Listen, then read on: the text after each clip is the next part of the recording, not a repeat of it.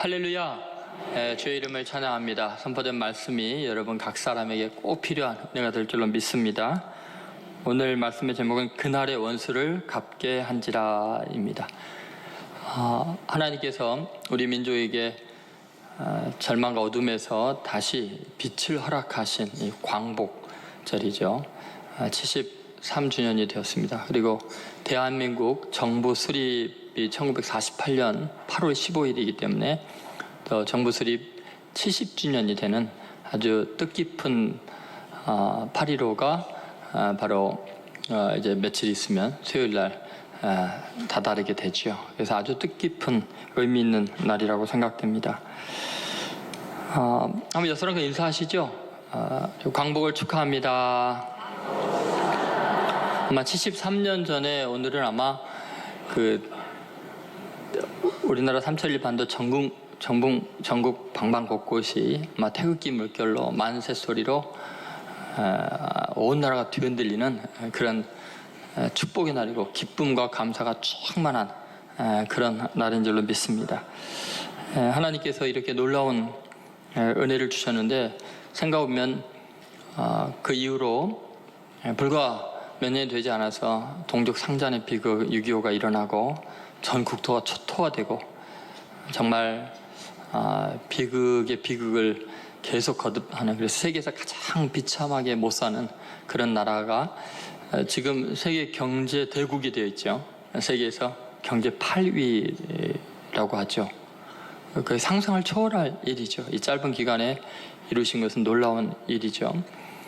하나님께서 우리를 구원하실 뿐만 아니라 우리를 영광스럽게 하셨습니다. 여러분, 그러나 하나님이 우리 하나님인 걸 믿습니까? 우리 민족을 하나님은 특별히 사랑하시고 구별하여 택한 민족입니다.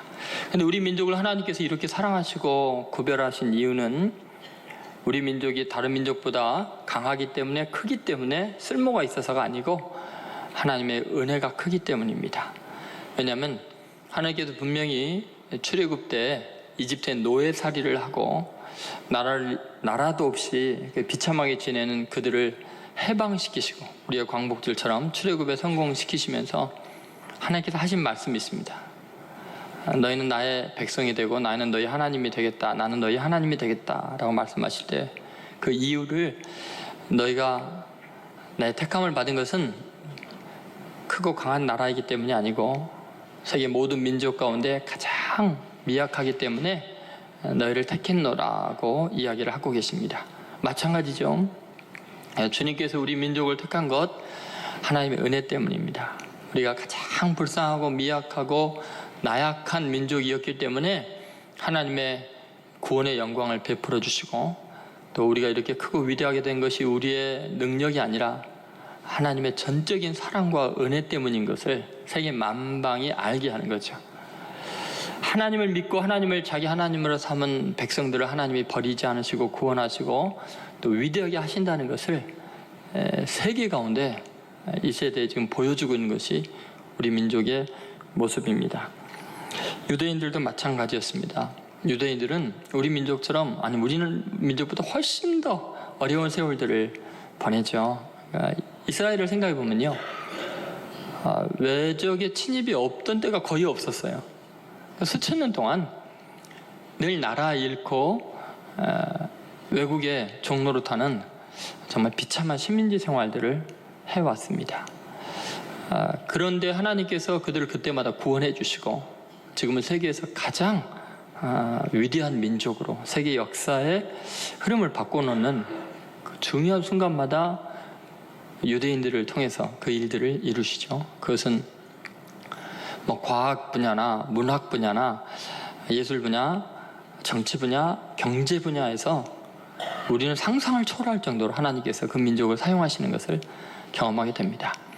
근데 오늘 본문에 나오는 이야기는 이스라엘이 절대절명의 위기에 처했던 이야기입니다. 그것은 놀랍게도 페르시아 왕국 때 아하수에로 왕 때죠. 그때 어느 한 날을 정해놓고 페르시아 전체를 총괄하는 총리 대신인 아각 사람 하만이라는 사람이 유대인들 전체를 한 날 전 세계 각지에서 동시에 몰살시키는 계획을 그대로 짜서 왕의 조서를 내려서 실행하기 직전이었습니다. 한순간에 유대민족이 지구상에서 사라질 수 있는 위태로운 순간이었죠.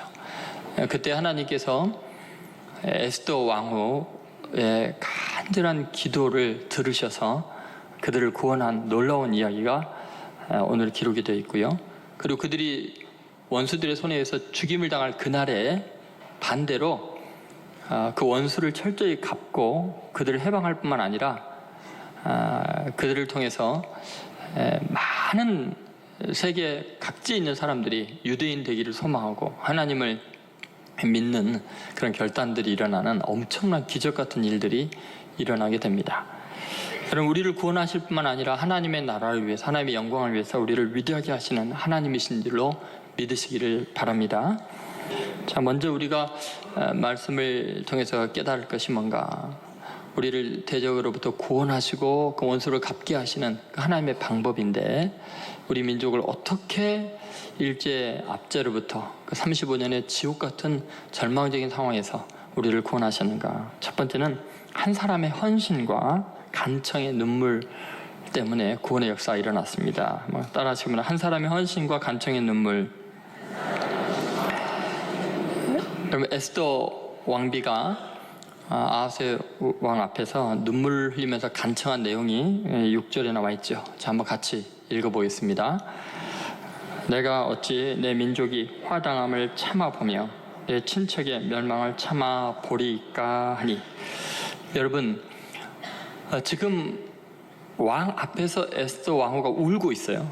근데 고대 근동에서 특별히 페르시아 왕 아하스웨로 왕 앞에서 눈물을 흘리는 것은 그 죽음을 의미합니다.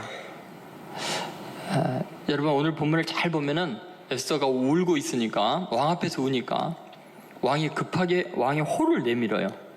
왜 그러냐? 왕 앞에서 근심하는 빛을 띠거나 울면 바로 죽임을 당해야 되거든요. 왕이 금호를 내밀지 않으면 그 사람은 지금 죽을 목숨이 되는 겁니다. 에스더 왕비가 왜 울고 있을까요? 왕 앞에서 목숨을 걸고 우는 이유가 뭘까요?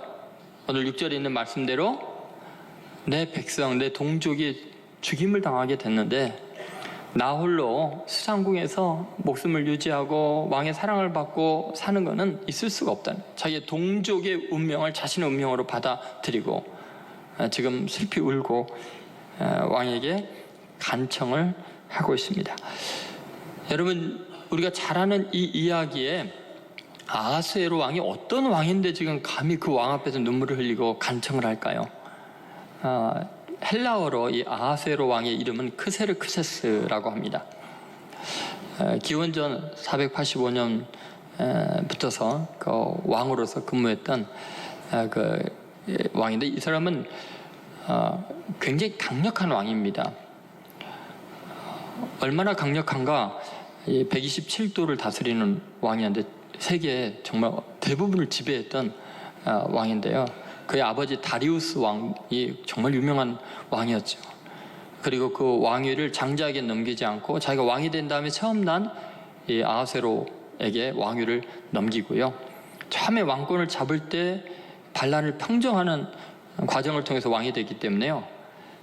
그 고레스 왕 같은 페르시아의 처음 왕은 열국을 다스릴 때 자유를 줬지만 아하스웨로 왕은 철권으로 다스렸어요. 자유를 일체 주지 않고 강압적으로 굉장히 무섭게 그렇게 다스렸던 왕입니다. 근데 그 왕은 와스디 왕비가 자기 왕비가 부르는데 오지 않았다는 이유로 왕비를 패해버릴 정도로 그렇게 강한 왕이죠. 근데 바로 그런 일이 있고 나서 뽑은 것이 에스더인데 자기 민족을 위해서 지금 왕 앞에서 울고 있는 거예요. 눈물을 흘리고 있는 거예요.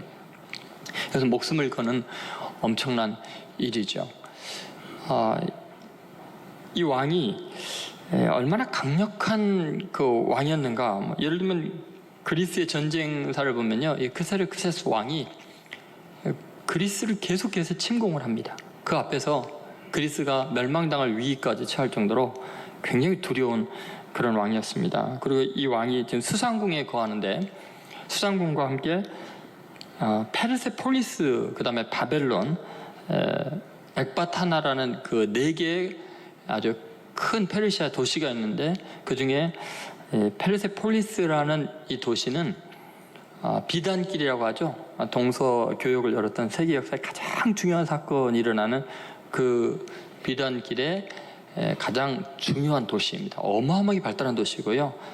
페르시아가 조로아스터교를 믿고 있었는데, 거기에 불의 신을 섬기고 그 상징이 물방울 모양이 이렇게 불길 같은 이런 모양인데, 그 문양이 전 세계 뭐 직물이나 또는 왕관이나 이런 데 보면 다 그 모양이 있습니다. 심지어 우리나라 왕관들을 보면은 이렇게 그 옥으로 이렇게 만든 모양들이 있죠. 이게 전부 다 조로아스터계 불의 신을 상징하는 그런 것인데, 우리 옷이나 이런 데 보면은 전 세계 어디나 그 문양이 다, 심지어 로마, 뭐 이태리 이런 데까지 전부 다 그 문양이 있을 정도로 영향력이 큰 왕입니다. 근데 그 왕 앞에서 울면서 자기 민족을 위해서 지금 부탁을 하고 있습니다. 여러분, 한 시대가 구원받고 그 민족이 회복되는 역사는요, 한 사람의 그 민족을 사랑하는 마음, 그 눈물과 헌신과 간청을 통해서 구원의 대역사가 일어나고, 하나님은 그걸 통해서 위대한 일을 이루시죠. 예를 들면 모세가 자기 민족이 범죄하고 하나님께 멸망을 당할 때 하나님 앞에 간절히 기도하는 게 뭐예요? 나를 하나님의 생명책에서 지워주시고 내 민족을 살려달라고. 하나님은 이스라엘이 패역했기 때문에 그들을 진멸하고 너를 통해 새로운 민족을 이루겠다고 하는데도 자기의 생명을 오히려 지워주고 민족을 구원해달라고 기도함으로 지금 히브리 민족, 유대인이 존재케 된 것과 마찬가지입니다. 근데 에스더가 그렇게 활동했던 이후에 한 30-40년 후에 느헤미야라는 유대인이 또 이 수상궁에 아닥사스다 왕의 술 맡은 관원장으로 있습니다. 다시 말해서 왕의 모사나 친구처럼 굉장히 중요한 직분으로 있게 되는데, 이 수상궁은 뭐 천혜의 요새입니다. 페르시아 왕들이 겨울을 낳는 가장 아름다운 궁전인데요. 근데 거기에서 편히 살 수 있는데, 자기의 친족인 하난이라는 사람이 와서 예루살렘 성이 회파되고 유대인들이 멸절할 위기 속에 있다는 소식을 듣고는요, 잠을 못 자고 괴로워하고 통곡을 하고 눈물을 흘립니다. 왕 앞에 늘 근심 얼굴을 띠니까 왕이 잘못하면 그러면 죽일 수 있잖아요. 왕이 물어봅니다. 왜 그러냐 했더니, 내 동족이 고통을 겪었는데 내가 어떻게 여기서 행복할 수 있습니까? 자기를 좀 거기를 보내달라고. 그래서 총독의 직분을 가지고 가게 되죠. 그러니까 느헤미야 한 사람이 민족의 아픔을 같이 동참하고 그들을 위해서 기도하고, 그럼으로써 예루살렘 성이 회복이 되고 이스라엘이 다시 이렇게 귀환하게 되는 놀라운 역사들이 있게 됩니다. 여러분, 늘 그래요. 신약성에 보면 로마서의 바울은 자기 동족, 자기 민족을 위해서 자기가 그리스도에서 끊어질지라도 원하는 것이 우리 민족이 구원받는 겁니다. 그렇게 이야기할 정도예요. 여러분, 우리 신앙인이라는 것, 그것은 애국과 민족을 사랑하는 것과 절대로 분리가 안 됩니다. 하나님이 가장 기뻐하는 그 신앙인의 모습은 자기의 동족, 자기의 민족을 위한 눈물의 기도, 그리고 자기는 행복할 수 있고 편안할 수 있고 부하게 살 수 있을지라도 그걸 초계처럼 버리고 민족과 함께 고난받기를 원하는 것을 하나님은 가장 고결한 믿음으로 아시고, 그 기도는 외면하지 않으시고 응답해주는 놀라운 역사가 있습니다. 한번 3절을 보시면 에스더가 왕 앞에서, 아래는 내용이 나옵니다. 같이 한번 읽어보겠습니다. 에스더가 다시 왕 앞에서 말씀하며 왕의 발 아래 엎드려 아각 사람 하만이 유다인을 해하려 한 악한 꾀를 제거하기를 울며 구하니. 여러분, 지금 에스더가 왜 이렇게 울면서 구하는가? 우리는 다 알고 있죠. 아각 사람 하만이 에스더의 그 사촌 오빠인 모르드게가 자기에게 절을 하지 않는다는 이유로 모르드게를 죽일 생각을 하고, 모르드게가 유다인인 걸 알고 모르드게뿐만 아니라 모든 유대인을 다 몰살하려고 합니다. 그럼 여러분 한번 생각해보세요. 자기에게 절하지 않는다고 그 민족 전체를, 전 세계에 흩어져 있는 자기의 수상궁에 있는 것만이 아니라 전 세계에 조서를 보내갖고 아닥사스다 왕이 다스리는 모든 나라에서 유대인을 한 날 다 죽이려고 하는 이유가 뭘까요? 지금 에스더가 왕 앞에 말씀하면서 아래는 그 내용이 뭘까요? 왜 이런 비극이 일어날까요? 여러분, 놀랍게도 모르드게가 고개를 뻣뻣이 세우고 절대 절하지 않는 이유가 있었어요. 아각 사람 하만에게. 왜 그러냐면요, 여기에 아각 사람이라는 말이 나오잖아요. 이 하만이라는 사람은 아말렉의 왕 아각의 후손인 거예요.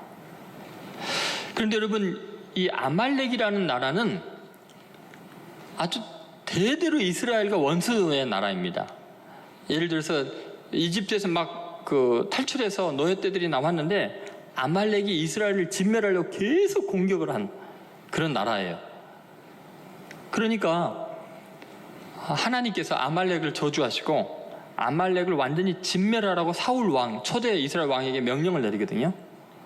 그런데 사울 왕이 아각을 죽여야 되는데 죽이지 않고 아각과 좋은 짐승들을 다 살려놓는 바람에 하나님께서 너무너무 속상해 하시면서 사울을 왕 삼은 거 후회한다고 사울 왕과 하나님의 관계가 깨지는 것이 이 아각을 살려둔 것 때문에, 아각 왕을 살려준 것 때문이에요. 그런데 여러분, 놀랍게도 오늘 본문에 나오는 모르드게는 베냐민 사람이고 기스의 증손이에요. 사울 왕이 기스의 아들이잖아요. 그러니까 결국은 이 모르드게가 사울 왕의 후손인 거예요. 베냐민 사람인 거예요. 그러니까 이 아말렉과 철천지 원수 관계에 있는 그런 관계 속에 있는 거예요. 그러니까 하나님께서 아말렉을 완전히 진멸하고 아각도 진멸하라 그랬는데 그걸 죽이지 않은 것 때문에 사울 왕가가 몰락하게 된 거거든요. 그런데 바로 그 아각의 후손인 하만이 지금 총리 대신으로 왕노릇하고 있는데 거기에 절을 하겠어요? 하나님의 명령을 따라서 절대로 할 수가 없는 거예요. 그러니까 하나님을 고백하는 신앙이, 하나님의 명령을 지키는 그 마음이 목숨을 걸고 절을 하지 않은 거죠. 그리고 그것을, 그 역사의 그 상처들을 알고 있는 하만이 모르드게와 유대인들을 다 죽이기로 결심한 거죠. 그러니까 이것은 영적인 전쟁이나 마찬가지 어마어마한 일이죠. 여러분, 그래서 에스 왕비는 그 이야기를 아하수에로 왕에게 한 거죠. 그리고 살려달라고 울면서 간청을 하고 있었던 것입니다. 여러분, 분명히 왕비로서, 또 모르드게는 이미 왕에게 인정받고 높임을 받는 자리에서 편안히 거할 수 있는데, 이미 하만이 조서로 전국에 내린 것 때문에 유대인들이 다 몰살당할 것을 막기 위해서 지금 목숨을 걸고 자기 모든 것을 내려놓고 왕에게 부탁을 하고 간청을 하는 거죠. 이들의 동족을 향한 사랑, 민족을 향한 애통하는 마음이 없었으면요, 유대인들은 다 죽었습니다. 여러분, 우리가 광복을 맞게 된 것이 그냥 된 게 아니에요. 안중근 의사랑 그 다음에 많은 열사들, 그들이 자신들은 분명히 귀족들이고 거부들이고 굉장한 사람들이고 배운 사람들이어도 민족이 일제 압제에 의해서 고통을 겪고 있는 것을 참아 볼 수가 없어서 살아계신 하나님께 부르짖으면서 자신의 모든 기득권을 내려놓고 헌신한 거죠. 여러분, 독립운동사나 이런 데를 보면 제가 끝이 없이 이야기할 수 있는 많은 것들 중에 하나가 뭐냐면, 우리의 선비들, 그리고 아주 부유하게 잘 살던 귀족들이 모든 특권을 내려놓고 전 재산을 독립운동에 헌납하고 만주벌판을 유리방황하면서 비참하게 지내면서 조국의 독립을 위해서 헌신하느라고 그 후손들이 다 멸절당하고 죽임을 당하고, 그렇게 떵떵거린 가문들이 다 무너져 내리면서도 동족을 위해서 함께 고난을 당한 사람들이 있는 거예요. 수많은 나라 민족을 위해서 애통해하고 하나님께 기도한 희생된 사람들이 있기 때문에 하나님께서 이 민족을 불쌍히 여기셔서 유대 민족을 구원하는 것처럼 우리를 구원하고 위대하게 만드신 줄로 믿습니다. 광복절을 기해서 여러분, 이 마음을 잊어서는 안 됩니다. 여러분, 꼭 나 한 사람이 내 부귀영화를 위해서가 아니라 나라와 민족을 위해서 애통해하고 누릴 수 있는 모든 걸 내려놓고 헌신할 때 이 민족이 구원받고 하나님께 영광 돌리게 될 수 있다는 것을 꼭 믿으시기를 주의 이름으로 소원합니다. 두 번째, 원수를 갚게 하실 때 하나님은요, 왕의 권세를 우리가 사용할 수 있게 합니다. 누릴 수 있게 해서 우리를 구원하시고 놀랍게 회복시키는 역사를 이루지요. 왕이 에스더의 간청을 듣고는 놀랍게 어마어마한 조치를 취합니다. 그게 뭐냐면요,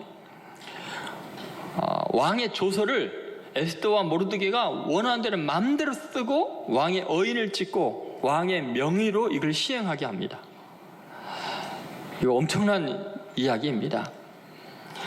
여러분, 한번 그 내용이 7절 8절에 나와 있는데 한번 같이 읽어보도록 하겠습니다. 같이 읽겠습니다. 아하수에로 왕이 왕후 에스더와 유다인 모르드게에게 이르되 하만이 유다인을 살해하려 함으로 나무에 매달렸고 내가 그 집을 에스더에게 주었으니 너는 왕의 명의로 유다인에게 조서를 뜻대로 쓰고 왕의 반지로 인을 질지니라. 왕의 이름을 쓰고 왕의 반지로 인친 조서는 누구든지 철회할 수 없음이니라 하니라. 지금 왕이 왕의 명의를 이용하라고 하죠. 조서를 쓰는데 마음대로 쓰고 왕의 반지 찍고 왕의 이름을 쓰고, 그죠? 왕의 반지로 인친 조서는 반드시 시행이 된다는 게 아무도 변기할 수 없다, 이런 이야기를 하죠. 여러분, 참 놀라운 이야기입니다. 세계를 다스리는 왕 앞에 간청을 했더니 왕이 전권을 주는 거예요. 왕의 이름을 통해서 그 모든 걸 할 수 있는 절대적인 권한을 주고 시행하게 만들죠. 여러분, 우리가 그리스도인으로서 나라 민족을 위해서 또 고난당하는 사람들을 위해서 하나님께 간구할 때 만왕의 왕이신 그 분이 우리에게 주신 놀라운 특권이 이와 똑같습니다. 여러분, 놀랍게도 예수님께서 우리에게 주신 특권을 잘 보면 하늘의 왕이신 그분이, 만왕의 왕이신 그분이 우리에게 주신 이야기 중에 이런 말이 있습니다. 지금까지는 너희가 내 이름으로 아무것도 구하지 아니하였으나 구하라, 그리하면 받으리니 너희 기쁨이 충만하리라. 여기 보면은 지금 만왕의 왕이신 예수님께서 내 이름으로 그동안 너희가 구하지 않았지만 이제는 내 이름으로 구하면 받으리라, 이렇게 이야기합니다. 지금 왕의 이름, 왕의 명의를 통해서 왕의 이름을 쓰면 반드시 시행되는 것처럼 반드시 이루어지는데, 이 놀라운 특권이 바로 우리에게 주어져 있는 거예요. 여러분, 이제 생각해 보세요. 빌립보서 2장 1절부터 11절에 보면 모든 무릎이 예수 이름에 꿇는다 그랬어요. 하늘에 있는 것과 땅에 있는 것, 땅 아래에 있는 모든 무릎이 예수 이름에 꿇고 예수를 주로 시인한다 그랬거든요. 여러분, 아하수에로 왕이 더 위대하고 큽니까? 만왕의 왕이신 예수님이 더 크십니까? 예수님이 훨씬 더 크시죠. 아하수에로 왕의 이름이 권세가 있을까요? 예수의 이름이 권세가 있을까요? 예수 이름의 권세가 있습니다. 그렇기 때문에 여러분, 우리가 예수님을 믿고 예수님께 기도할 때 일어나는 엄청난 일이 뭐냐면요, 그것은 예수 이름의 권세를 우리가 가지고 그대로 우리가 구하는 것이 시행이 되는, 변기할 수 없고 안 이루어질 수가 없는 엄청난 특권이 예수의 이름에 있다는 것을 믿으시기 바랍니다. 여러분, 이것을 주님이 보여주는 거예요. 우리가 일제치하에서 많은 고통을 겪고 억울한 일을 당할 때 교회마다 대한 독립을 위해서 얼마나 많은 기도를 했습니까? 그런데요, 우리의 힘으로 구원받는 게 아니고요, 정말 절대적인 주님의 능력으로 전 세계적인 엄청난 사건을 통해서 우리에게 하루아침에 해방을 주시는 놀라운 은혜가 있지 않습니까? 세계 최고의 강대국인 페르시아를 통해서 유대인들을 자유케 하고 구원한 것처럼 하나님께서는 놀랍게 그렇게 세계 최강대국을 통해서 우리 민족을 완전히 자유케 하고 원수를 친히 갚아주시는 엄청난 일들이 일어나게 됩니다. 그러므로 여러분, 우리가 주님 앞에 간절히 기도하고 그럴 때 꼭 기억해야 될 게 뭐냐면, 우리는 지금 왕의 권세를 마음껏 이용할 수 있다는 거예요. 예수의 이름을 통해서 우리는 어떤 것든지 구할 수 있고 구하면 받는다고 하셨고 반드시 시행된다고 이야기하시는 걸 믿어야 돼요. 그래서 여러분, 지금 이 나라 민족이 얼마나 중요한 기로에 놓여 있습니까? 이 국제 정세에서도 그렇고 남북관계에서도 그렇고요, 우리나라 내부도 그렇고요, 지금 불과 몇 달 안에 우리 민족의 운명이 확 바뀔 만한 어마어마한 기로에 놓여 있는데, 이때 예수 이름의 권세를 의지해서 성도들이 하나님 앞에 간절히 기도하면 그 이름의 권세 때문에 하나님께서 우리를 구원하시고 영광스럽게 하시고 위대하게 만드실 줄로 믿습니다. 여러분, 오늘 본문에도 보면은 이것을 완전하게 철저하게 시행할 수 있게 이야기를 해주시는데, 한번 13절과 14절을 한번 같이 읽어보도록 하겠습니다. 이 조서 초본을 각 지방에 전하고 각 민족에게 반포하고 유대인들에게 준비하였다가 그날에 대적에게 원수를 갚게 한지라. 왕의 어명이 매우 급함에 역절이 왕의 일에 쓰는 준말을 타고 빨리 나가고 그 조서가 도성 수산에도 반포되니라. 아멘. 여러분, 그 일이 빨리 시행되게 하려고 왕의 역졸들과 왕이 쓰는 준마들이 동원이 돼서 전 세계에 이 복음을 전하는 거죠. 유대인들을 죽이지 말고 오히려 유대인을 죽이는 자들을 제거하고 원수를 다 갚으라. 유대인들이 하루 동안 마음껏 너희들이 해하려고 했던 하만에게 속한 모든 사람들 다 제거하라고 원수 갚는 날을 허락해 주는데, 그래서 왕의 권세를 가지고 왕의 모든 걸 통해서 이 일을 이루어 줍니다. 그러니까 모르드게나 에스더가 가진 자원이 아니에요. 그죠? 그냥 왕의 모든 권세를 통해서 이 일들이 다 진행이 됩니다. 우리의 왕이신 하나님 예수 그리스도께서 우리를 위해서 친히 복수하시고 위대한 일을 행하실 걸 여러분 믿습니까? 네, 그렇다면 그분에게 간절히 기도하고 그분을 의지하는 귀하고 복된 여러분들 되시기를 주 이름으로 소원합니다. 마지막 세 번째는요, 하나님의 백성의 영광입니다. 하나님께서 원수를 다 갚게 하실 때는요, 하나님의 백성을 영광스럽게 하신다는 거죠. 모르드게를 하나님께서 얼마나 영광스럽게 하시는가, 그 모르드의 모습이 우리 성도들의 모습, 하나님을 의지하는 백성들의 모습을 상징적으로 보여주고 있는데요. 자, 한번 15절 말씀 같이 읽어보겠습니다. 모르드게가 푸르고 흰 조복을 입고 큰 금관을 쓰고 자색하는 배 겉옷을 입고 왕 앞에서 나오니 수산성이 즐거이 부르며 기뻐하고. 자, 모르드게는 원래 왕궁의 문지기였습니다. 가장 천한 문지기에 불과했습니다. 그런데 하나님께서 그를 얼마나 높여주신 거예요. 하나님의 말씀대로 순종하려고 애를 썼더니 몰락한 베냐민 사울 왕가의 후손이지만 하나님께서 그렇게 포로로 잡혀오고 비참한 인생인 그를 얼마나 놀랍게 높이시는 거 보세요. 모르드게가 얼마나 비참한 존재냐면요, 이름을 잃어버렸어요. 이름을 빼앗겼어요. 왜냐하면 여러분, 모르드게라는 말은 유대인 이름이 아니에요. 지금 이스라엘에서 포로로 잡혀 끌려와 있기 때문에 식민지 생활을 하는 이들 노예 생활하기 때문에 이름을 페르시아 사람들이 바꿔버렸어요. 뭐로 바꿨냐? 모르드게로 바뀌었는데 모르닥이라는 페르시아의 한 신의 이름이에요. 몰둑이라는. 그래서 실제로 역사책에 보면 모르카라고 왕궁 수산궁을 지키는 수산궁을 지키는 유명한 관리의 이름이 모르카라고 나와 있어요. 실제로. 그게 모르드게죠. 그러면 여러분, 하나님께서요, 아무리 천하고 비천한 지경에 이르러도 하나님의 뜻대로 순종하려고 애쓰면 조상들이 실수하고 잘못했어도 자기는 하나님의 뜻을 지키려고 애를 쓰는 사람을 하나님은 반드시 높여주시고, 민족을 위해 애통하는 사람을 그냥 천황에 내버려두지 않고 이렇게 놀랍게 푸르고 흰 조복 입고 금관을 씌우고 배옷 겉옷을 입히게 하고, 그리고 자색 배옷을 입혔던 왕이나 입을 수 있는 거거든요. 모든 수산 사람들이 다 존경하고 기뻐할 만한 영웅 같은 사람으로 만들어 놓습니다. 여러분, 하나님의 백성을 하나님은 절대로 비천하게 두지 않습니다. 여러분 믿습니까? 하나님께 기도하고 자기 민족을 위해서 애통하고 헌신하는 사람을, 그 후손들을 하나님은 절대 비천하게 두지 않습니다. 얼마나 영광스럽게 하는가 한번 생각해 보십시오. 한번 16절 17절 말씀 같이 읽어보겠습니다. 유다인에게는 영광과 즐거움과 기쁨과 존귀함이 있는지라. 왕의 어명이 이르는 각 지방 각 읍에서 유다인들이 즐기고 기뻐하여 잔치를 베풀고 그날을 명절로 삼으니 본토 백성이 유대인을 두려워하여 유대인 되는 자가 많더라. 여러분, 여기 보면 지금 명절이 됐죠. 불임절이라고 하고요.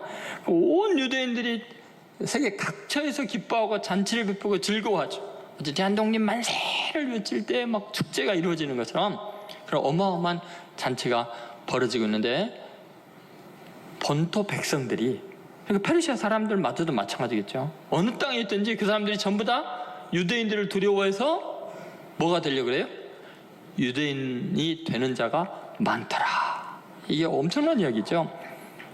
모든 신을 버리고 여호와 하나님을 자기 하나님을 삼고 할례를 행하고 유대인이 되는 사람들이 많아지는 역사가 일어나고 있다는 거죠. 여러분, 하나님께서 예수 그리스도의 이름을 통해서 우리를 통해서 이루신 일들이 뭐냐면 하나님의 나라가 온 세상에 전파되게 하는 것입니다. 여러분, 하나님께서 우리 민족을 사용하실 때 지금 어떻게 역사 속에 사용하시는가 한번 생각해 보세요. 가장 미약한 나라에게 복음을 던져주셔가지고요, 그 복음의 능력으로 전 세계를 하나님의 나라로 만드는데, 하나님의 백성으로 만드는데 우리 선교사들을 통해서 그 일들을 하고 계시죠. 여러분, 예수님께서 지상 명령을 마태복음 28장 18절 19절에 주신 걸 여러분 기억할 거예요. 한번 같이 읽어보겠습니다. 예수께서 나와 말씀하여 이르시되 하늘과 땅의 모든 권세를 내게 주셨으니 그러므로 너희는 가서 모든 민족을 제자로 삼아 아버지와 아들과 성령의 이름으로 세례를 베풀고. 여기 보면 모든 민족을 뭐요? 제자로 삼으라고 가서. 근데 이 사명을 지금 누가 감당하고 있어요? 유대인들이 감당하고 있어요? 우리나라가 그걸 감당하고 있어요. 동방의 예루살렘이라고 하는 평양과 우리나라에 복음이 들어와서 이런 일들이 일어나고 있죠. 여러분, 지금 세계에서 가장 선교사를 많이 파송하는 나라가 대한민국이죠.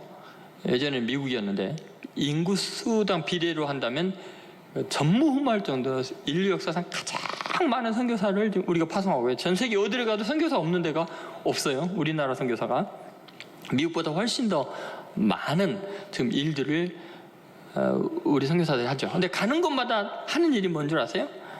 제자 삼는 일이죠. 예를 들면 그 캄보디아 라이프 대학이라고 있는데, 우리 발전 장로님 부총장으로 계시지만 그 국연의 선교사님이란 분이 그곳에서 유치원부터 대학교까지 세워서요, 수많은 캄보디아 사람들이 그 학교 들어가는 게 소원일 정도로, 귀족들이 거기 다닐 정도로 수많은 사람들을 제자 삼고 기독교 정신으로 가르치고 있고, 그 교수진들이 우리 교회에 와서, 한국에서 이제 박사학위 받아갖고 와서 가르치거든요. 한국어로든 여러 가지 경제학이라든지. 근데 우리 교회 기숙사에 좀 거해 있습니다. 여러분, 김철기 선교사님 브라질 그 오지에 가서 신학교를 지금 건축하고 있죠. 그리고 신학생들을 무수하게 배출하고 우리가 신학교를 운영하고 있죠. 남성희 선교사님 인도에서 하신 일이 신학교를 운영하고 제자를 삼고 있었던 일이고, 서주자 선교사님 아프리카 케냐에서 학교를 세우는 일에 평생을 헌신했습니다. 많은 초등학교들을 세워나가고 제자들을 삼고 있죠. 여러분, 우리 민족이 정말 하나님의 나라를 이 땅 가운데 이루기 위해서 수많은 백성들을 하나님의 백성들로 만드는 일에 가장 세계에서 위대하게 쓰이는 민족입니다. 하나님께서 우리를 일제 억압으로부터 진멸당할 뻔했는데 언어도 잃어버리고 문자도 빼앗기고 말도 빼앗기고 문화재도 다 빼앗기는 비참한 지경에서 우리를 구원하셔서 세계 가운데 가장 유명한 자랑스러운 나라로 지금 만들고 계시죠. 여러분, 우리 대한민국이 얼마나 살기 좋고 풍요롭고 아름답고 강한 나라인 줄 여러분 아세요? 네, 다 아시죠, 뭐. 그렇죠? 제가 얼마 전에 유럽 코스트 강사로 이제 독일 프랑크푸르트에 가서 집회를 하고 있는데 한 일주일 거하면서요, 굶어 죽을 뻔했어요. 먹을 게 없어가지고. 독일 사람들, 유럽에서 최고 잘 사는 나라 사람들인데 맨날 먹는 게 빵하고 소시지만 먹어요. 짜고 맛없고. 그래서 한 3일 지나니까 막 넘어올 것 같고, 야, 이 사람들이 먹을 게 이렇게 없나? 아니면 제가 돈이 없었는지 호텔에서 나오는 게 맨날 그거예요. 그래서 야, 우리나라의 그 다채로운 음식과 그 감칠맛 나는 그 요리들을 생각하면요, 전 세계 어디를 가도 우리나라처럼 다양하고 풍요롭고 맛있는 음식이 없어요. 여러분 믿습니까? 그래요. 제가 얼마 전에 청년부 이제 그 지리산에 집회를 가면서 차를 몰고 갔거든요. 근데 일부러 저는 고속도로를 안 가고 국도로 갔어요. 가는 곳곳마다 눈을 뗄 수가 없어요. 이 크고 작은 산들과 그 기와집들과 기와 담장들과 그 담쟁이들과 소나무들과 이런 것들이 얼마나 아름다운지요. 전 세계 어디를 가도요, 이렇게 단아하고 품이 있고 고결한 산천과 가옥들을 볼 수가 없어요. 시골 어디를 가도 도로가 그렇게 잘 놓여져 있고요. 이렇게 아름다운 나라가 어디 있습니까? 전 세계가 탐할만 하죠. 중국과 일본이 우리나라 넘볼만 하지요. 여러분, 하나님께서 우리 민족을 이렇게 위대하게 만든 이유는 명백합니다. 우리 교회 협동 목사님을 했던 민경배 교수님이 연세대학교 신학과에서 강의한 내용 중에 그런 내용이 있었습니다. 여러분, 그 골드삭스만이 2007년에 세계 경제 전망 보고서를 냈는데요. 2050년이 되면 한국이 세계 2위의 경제 대국이 될 거다. 여러분 믿습니까? 여러분 믿어도 되는 게 이 골드만삭스라는 회사는요, 세계에서 가장 뛰어난 수재들이죠. 경제 엘리트들 2,000명이 모여서 여러 가지 투자 경향이라든지 세계 경제의 흐름을 분석해서 보고서를 내는, 그러니까 거의 완벽한 보고서죠. 근데 거기서 벌써 2007년에 2050년이 되면 대한민국이 세계 2위의 경제 대국이 될 거다라고 이야기를 하고 있어요. 제가 말했다 그러면 여러분 안 믿었겠지만 골드만삭스니까 믿을만 하겠죠. 근데 여러분 놀라운 사실은요, 그건 예전에 우리 조상들이 그 예견하고 있었던 이야기예요. 여러분 놀랍게도 1402년에 우리나라 최초의 세계 지도가 그려지는데요. 동양 최초의 세계 지도이기도 하고 아마 세계 최초일 것 같기도 해요. 마테오 리치인지 누가 그린 세계 지도보다 200년이나 앞서 있는 어마어마한 지도죠. 근데 그 지도 이름이 혼일강리 역대국도 지도, 이름도 너무 어려워요. 그런데 이 지도가 지금 우리나라 없어요. 일본이 가져갔어요. 일제시대 그 뺏어갔는데 그거 내놓으라고 하니까 그 우리가 니네가 버린 거 주워왔다 그래갖고 안 줘요. 그 굉장히 많이 주워갔어요. 거지도 아니면서 왜 주워왔는지 모르겠지. 근데 이 지도를 잘 보시면요, 지금 저기 가운데가 이제 중국이죠. 어마어마하게 크게 중국이 그려져 있고, 그 지금 우리가 봐서는 오른쪽에 우리나라 지도가 있죠. 중국 크기의 거의 3분의 1 정도 되게 그려놨어요. 그런데 그 왼쪽으로 쭉 보면은 인도가 조그맣게 보여요. 우리나라 한 4분의 1 정도밖에 안 되죠. 그 옆에 아프리카 보여요? 우리나라보다 작아. 아프리카 대륙이. 그러니까 결국은 이것을 이제 그때 좌승진가 누가 우리나라 이제 정승되는 사람이 그린 그림인 그 지도인데, 세계 지도인데요. 이때는 미국이 뭐 그 존재감이 없었으니까. 그 이때 그린 걸 보면 우리나라는 세계 2위 국가예요. 이미 다 조상들이 예언한 걸 세계 수재들이 모여갖고 그 2000년대 연구한 것이 우리는 벌써 몇백 년 전에 벌써 조상들이 내다본 내용이죠. 이게 그냥 우연이겠습니까? 하나님께서 이렇게 우리 민족을 위대하게 만드실 줄로 믿습니다. 미 국무성에서 발견된 문서에 이런 이야기였어요. 조선은 세계 기독교의 기수국가이다. 이 말이 무슨 말이냐면요, 결국은 세계 역사의 흐름을 기독교가 움직이게 될 텐데 그 기독교의 상징이고 모델이 되고 고양시키는 가장 위대한 국가가 대한민국이다 라는 것이 미국 국무성의 한 문서에서 발견이 된 거예요. 국무성이 썼는지 누가 썼는지는 모르겠어요. 근데 여러분, 우리 민족이 왜 이렇게 하나님께 위대하게 쓰임받는 민족이 될까요? 그 이유가 있는데요. 그것은 우리 민족이 가장 비천한 데서 하나님의 은혜로 가장 위대한 나라가 됨으로써 모든 사람이 평등하고 하나님의 은혜 안에서 누구든지 하나님의 자녀가 되는 권세를 누릴 수 있다는 그 복음의 본질을 이 세상 가운데 보여줄 수 있는 가장 적합한 민족이기 때문에 그래요. 예를 들어서 어느 정도까지 우리 민족이 복음을 받아들이고 그걸 실천하는 능력이 있냐면요, 1908년에, 지금부터 벌써 몇 년 전인 거예요. 1908년에 세브란스 의학 전문 그 대학에서 1회 졸업생을 배출해요. 1회 졸업생을 배출하는데 그 졸업사에 이런 내용이 나와요. 그들은 오늘 다 거룩하게 성직에 안수받은 사람들의, 의사가 될 사람들을 성직이라고 이래요. 산업공상이 분명히 있던 그런 때에 지금 의사가 되는 것이 하나님으로부터 거룩한 사명을 받은 거룩한 직업으로 안수받은 거다. 그 성직으로 안수받는 거나 의사가 되는 거나 장사꾼이나 정치인이나 다 성직이다, 이런 이야기를 하고 있는 거죠. 여러분, 이게 얼마나 놀라운 이야기냐면요, 지금 이 졸업생 중에 백정의 아들이 있거든요. 백정은 이름도 없어요. 누가 죽여도 살인죄가 성립이 안 돼요. 왜냐하면 전제가 없기 때문에, 호적이 없기 때문에, 이름도 없기 때문에. 그럼 백정이 최고 우수 졸업생이 됐고 세브란스 병원의 최초의 한국인 교수가 돼요. 그런데 놀랍게 그 백정과 함께 교수가 된 사람이 누구냐면 순종의, 우리나라 마지막 조선의 왕이 순종의 동서, 왕족이죠. 동서가 같이 교수가 돼요. 기적 같은 일이죠.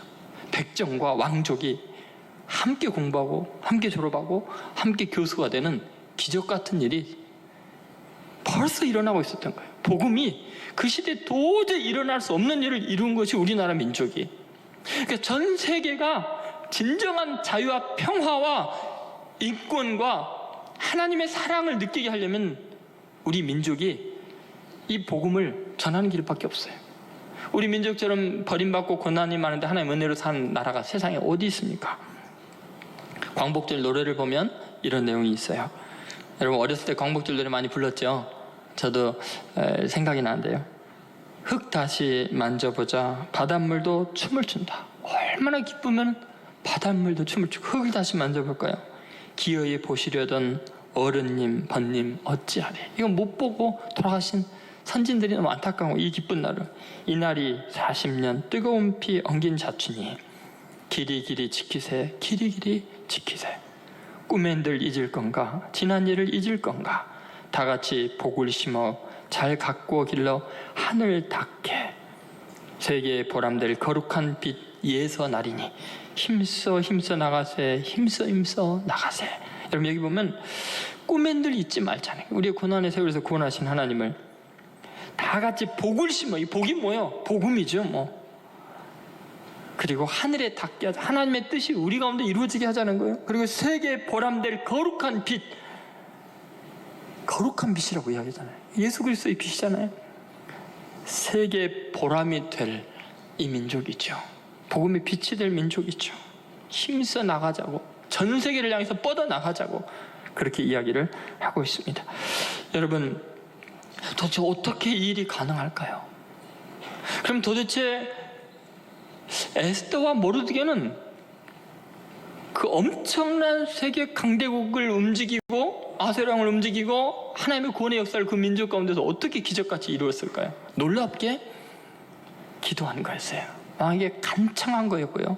또 한 가지는요, 사랑하는 거였어요. 여러분 에스더는 포로민 고아였고요, 아무도 의자리가 없고 살아갈 길이 막막한 그 어린 소녀를 모르드게 사촌 오빠가 그 어려운 지경에 자기 딸처럼 키운 거예요. 그렇게 사랑으로 보살피고 불쌍히 여기고 옆에 있는 그 작은 어린 소녀를 긍휼히 여겼더니 그 아이가 자라서 왕비가 된 거예요. 왕비가 된 다음에 자기를 길러준 모르드게 사촌 오빠의 은혜를 잊지 않으려고 자기가 왕비 된 모든 특권을 내려놓고 목숨을 걸고 모르드게 오빠의 하나님을 따라서 죽으면 죽으리라 하고 순종하고 모든 걸 내려놓으니까 그런 민족이 구원받는 세계 역사가 바뀌는 어마어마한 일들이 일어나는 거죠. 그러면요 이런 거죠. 그 민족이 구원받는 기적은 작은 사랑으로부터 시작이 된 거예요. 지금 여러분 이 나라 민족이 정말 중요한 시점에서 나라 민족에서 뭐를 할래요? 우리 한국교회가 할 수 있는 일이 뭘까요? 내가 할 수 있는 일이 뭘까요? 기도하는 일이고 지금 우리 옆에 있는 친척들, 가족들, 그리고 이웃들, 그리고 교회 나오는 어려운 청년들을 사랑하고 보살피는 게 에스더 같은 위대한 인물들을 만들고 우리 민족을 구원하는 위대한 일이에요. 지금 이때 우리가 할 수 있는 최고의 일은 전능하신 하나님의 은혜를 갈망하며 예수의 이름으로 간절히 기도하고 옆에 있는 사람을 사랑하는 일인 줄로 믿습니다. 그럴 때 구원의 역사가 어마어마하게 일어나는 거 우리 시대에 보게 될 거예요. 그리고 이 세상이 복음이 뭔지 그 복을 누리게 되고 하늘에 닿는 역사가 있게 될 것이고 세계에 보람이 된 거룩한 빛이 우리 민족을 통해서 전 세계에 퍼져나갈 줄로 믿습니다. 그렇게 쓰임받는 신천교회 되기를 주의 이름으로 축원드립니다.